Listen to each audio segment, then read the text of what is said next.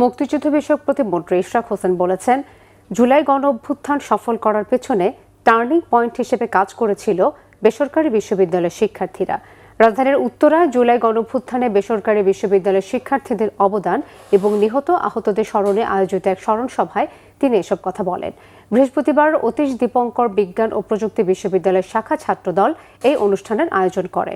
স্মরণ সভায় ছাত্রদলের কেন্দ্রীয় সভাপতি রাকিবুল ইসলাম রাকিব সহ জুলাই যোদ্ধা ও বিশ্ববিদ্যালয়টির শিক্ষার্থীরা উপস্থিত ছিলেন। প্রতিমন্ত্রী বলেন, সরকারি চাকরির তাড়না না থাকলেও কেবল বিবেকের তাড়নাতেই জুলাই এগিয়ে এসেছিল বেসরকারি বিশ্ববিদ্যালয়ের শিক্ষার্থীরা।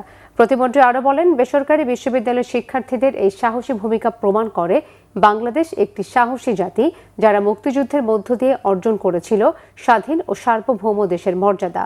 কারো তাবেদার হিসেবে নয়, বরং আত্মমর্যাদাশীল বাংলাদেশ হিসেবে আগামী দিনে দেশ এগিয়ে যাবে, এমন প্রত্যাশার কথাও জানান প্রতিমন্ত্রী ইশরাক হোসেন।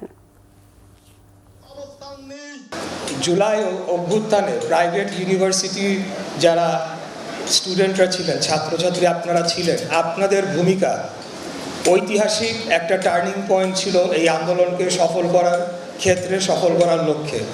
আপনারা যারা প্রাইভেট ইউনিভার্সিটির ছাত্রছাত্রী, আপনারা তো সাধারণত বিসিএসও দেন না, বা আপনাদের সরকারি চাকরির জন্যও আপনাদের কোনো তাড়না থাকে না।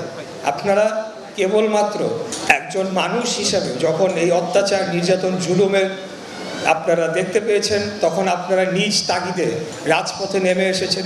দীর্ঘ ১.৫ দশকের জেগে বসা ফ্যাসিবাদী স্বৈরাচারী খুনি হাসিনার সরকারকে ৩৬ দিনে পালিয়ে যেতে বাধ্য করে।